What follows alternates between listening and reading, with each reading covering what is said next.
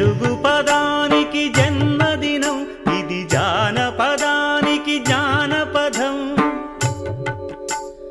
7 స్వరాలే 7 కొండలై కలసిన కలియుగ విష్ణు పదం.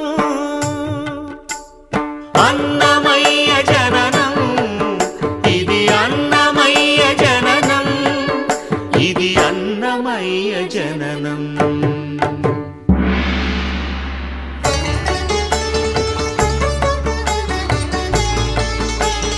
హరిషడ్వర్గము తెగనరికే హరిఖడ్గం ఇది నందకము.